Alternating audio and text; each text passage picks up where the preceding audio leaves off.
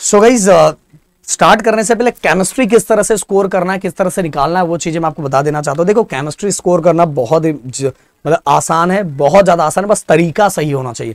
आप देखोगे हमने आपके लिए बहुत प्यारे प्यारे पीपीटी बना के लाए हैं। इन पीपीटी के जो मेन पॉइंट्स होते हैं, जो हेडिंग्स होते हैं, वो हेडिंग्स आपको बहुत अच्छी तरीके से पता रहना चाहिए। हेडिंग अगर पता है तो जो टॉपिक के कारण आपको नहीं समझ में रहा है तो आप कहीं गूगल पे सर्च करो, सिंपल लैंग्वेज में सर्च कर लो, बस वहां उसके 2 पॉइंट डाल दो, 2 लाइनें डाल दो स्टेटमेंट में फॉर्म में, और ऊपर का हेडिंग सही है तो आपको मार्क्स मिल जाता है गाइस। ओके, तो केमिस्ट्री इस तरह से, केमिस्ट्री का मेन हेडिंग बहुत इंपॉर्टेंट होता है, हेडिंग इंपॉर्टेंट होता है, उसके टाइप्स इंपॉर्टेंट होते हैं, टाइप्स याद रखने का, उसके अंदर की चीजों को बस स्टोरी फॉर्मेट को रखो और अपने ओवन वर्ड में लिख दो, उसके एग्जाम्पल सही होने चाहिए और बाकी ओवन वर्ड में लिख दो, आपका काम हो जाएगा। बताना चाहूंगा इस, देखो सबसे पहली बात तो हमारे चैनल पे हमारी प्लानिंग और ऑलरेडी बहुत पहले से सब चीजें हमारे चैनल पे केमिस्ट्री अपलोड था, देन इसके बाद हम ग्राफिक अपलोड है, BEEE अपलोड है, मैकेनिक्स अपलोड था, मैथ पूरा का पूरा अपलोड था। बट आप लोगों की मांग थी कि सर मैकेनिक्स सर आप लेके आओ, आप एंड राहुल सर लेके आओ, तो मैंने एंड राहुल सर ने मैकेनिक्स दिन रात मेहनत करके, जब आप देख भी नहीं रहे थे ना वीडियो दोस्तों, तब मैंने यार राहुल सर ने ना, आप में से कितने ऐसे बच्चे जिनको पता है कि हमने यूट्यूब चैनल पे मैकेनिक्स का लेक्चर भी डाला है, बहुत लोगों को नहीं पता होगा क्योंकि मस्त यहाँ वहाँ घूम रहे थे, पर आपके भाई लोग ना रात को जाग जाग के आप लोगों के लिए मैकेनिक्स का वीडियो बना रहे थे, क्योंकि सबसे डिफिकल्ट मैकेनिक्स ही होता है। क्योंकि मैकेनिक्स ओनली PYQ कर लेने से कुछ नहीं होता गाइस, कॉन्सेप्ट समझोगे तो एग्जाम में उतार पाओगे, एग्जाम में लिख पाओगे, नहीं तो बहुत ज्यादा प्रॉब्लम क्रिएट होता है। ये मेरा स्टेटमेंट है, भले आप कहीं से भी सुन लो कि सर PYQ कर, नहीं PYQ नहीं, PYQ ये सभी के लिए चल जाएगा, केमिस्ट्री फिजिक्स ये सभी के लिए चल जाएगा, बट मैकेनिक्स के लिए ओनली PYQ करके जाओगे तो फंस जाओगे और बुरी तरह से फंसोगे गाइस। इसीलिए मैंने, राहुल सर ने दिन रात मेहनत करके मैकेनिक्स बनाया, और आपके यूनिवर्सिटी वाइज, आपके ही यूनिवर्सिटी वाइज हमने ऐप पे भी लेक्चर बहुत अच्छी तरीके से बनाया। बहुत सारे बच्चे पढ़ रहे, पर बहुत सारे बच्चे मस्त सोए हुए थे, बहुत सारे बच्चे सोए हुए थे। अब मुझे कंटिन्यू मैसेज आता रहता है।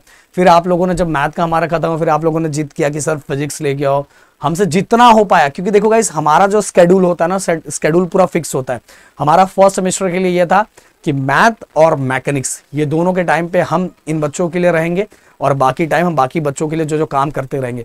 बट आप लोगों की जिद के कारण फिजिक्स के लिए भी हमने आपके लिए काम किया जितना हो सका हमसे, फिर केमिस्ट्री के लिए भी जितना हो सका उससे ज्यादा ही हमने काम किया। आपको पता है पहला यूनिट भी हमने दे दिया, राहुल सर ने 5th यूनिट भी दे दिया, ये यूनिट की भी चीजें मैं आपको बता रहा हूं, और 4था यूनिट बस आप कर लोगे, आपका केमिस्ट्री आराम से निकल जाएगा, आराम से निकल जाएगा गाइस, समझ में आया, आराम से हो जाएगा। जबकि मैं बोल रहा हूँ ये सब हम एक्स्ट्रा करना पड़ रहा है, और इसके लिए हमें जो रात भर जागना पड़ रहा है ना, क्योंकि हम बस आके फॉर्मेलिटी नहीं करना चाहते गाइस, हम आपको जो कंटेंट देना चाहते हैं ना, जिससे आपकी हेल्प हो पाए। ये जो PPT बना रहे हैं ना हम, ये PPT बस आप पढ़ लोगे, बता रहा हूं, इसके अंदर मैंने PYQ भी लास्ट में रखा है, ये देखो लास्ट में PYQ भी है, PYQ भी है, जो आपको बहुत ज्यादा हेल्प करेगा। और ये सभी आपको फ्री मटेरियल वाले सेक्शन, हमारे ऐप को डाउनलोड करो, डाउनलोड करके कंटेंट करके एक पार्ट होता है, कंटेंट में फ्री मटेरियल वाला, फ्री मटेरियल वाले में जाओगे तो PDF वाले सेक्शन में आपको ये आराम से मिल जाएगा, और अपने हर बच्चे बहुत अच्छी तरीके से तैयारी कर सकते हैं। तो गाइस एग्जाम आपका चल रहा है, हालत यहाँ हमारी खराब हुई है। क्यों खराब हुई है? क्योंकि हम ये मतलब हमने इस समय कुछ और काम रखा था, फिजिक्स और केमिस्ट्री के टाइम, हमने मैकेनिक्स के टाइम सोचा था कि हम मैकेनिक्स के टाइम फिर से लगेंगे, बट आप लोगों की जिद, मैं इसको जिद नहीं बोलूंगा, प्यार ही बोलूंगा, कि आप लोगों के प्यार के कारण हम जितनी चीजें ला सके उतनी चीजें लेके आ रहे हैं, और आप लोगों को प्यार हमें कंटिन्यू मिल रहा है। इस कंटिन्यू की ये 2 भाई हमारी लगे हुए, मैं मैसेजेस देखता हूँ उसके लिए थैंक्स बोलना चाहूंगा, कि कोई भी हमारा इतना बड़ा भी आपसे रिलेशन नहीं है, बट आपके प्यार के कारण हमें ऐसा लगता है कि एग्जाम आपकी चल रही है, पर हम जितना हो सके बाकी चीजें भी हम आप लोगों को दे पाए।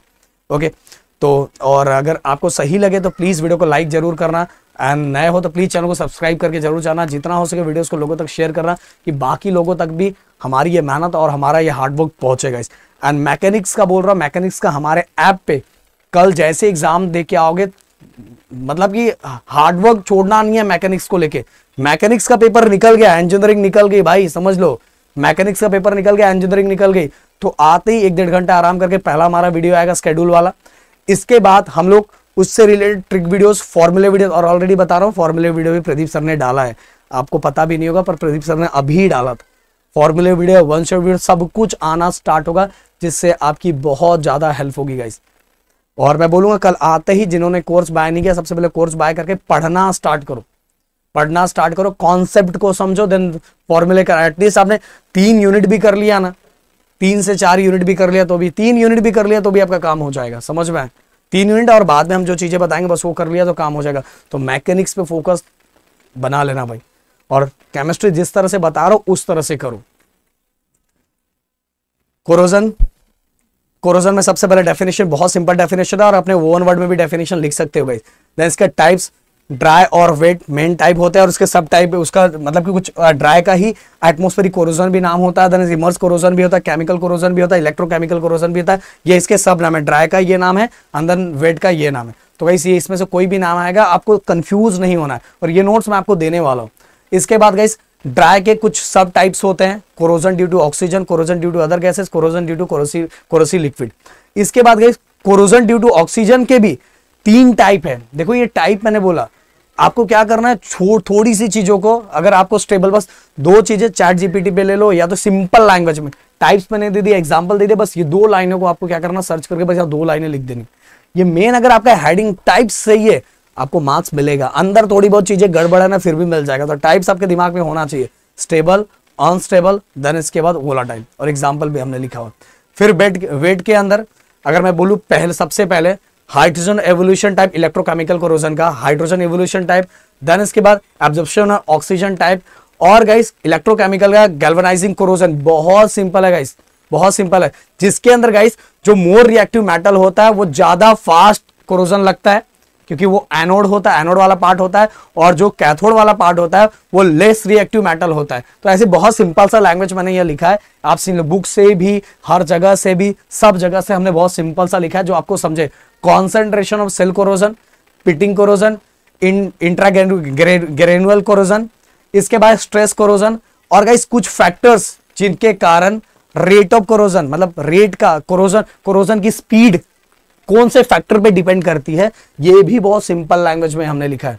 मेटल का नेचर कैसे होता है, फिर गैल्वेनाइजिंग सीरीज में मेटल का पोजीशन क्या है, पोटेंशियल डिफरेंस। सिंपल सी बात है, अगर लार्ज पोटेंशियल डिफरेंस, 2 मेटल के बीच में लार्ज पोटेंशियल डिफरेंस है तो कोरोजन रेट और इंक्रीज होगा।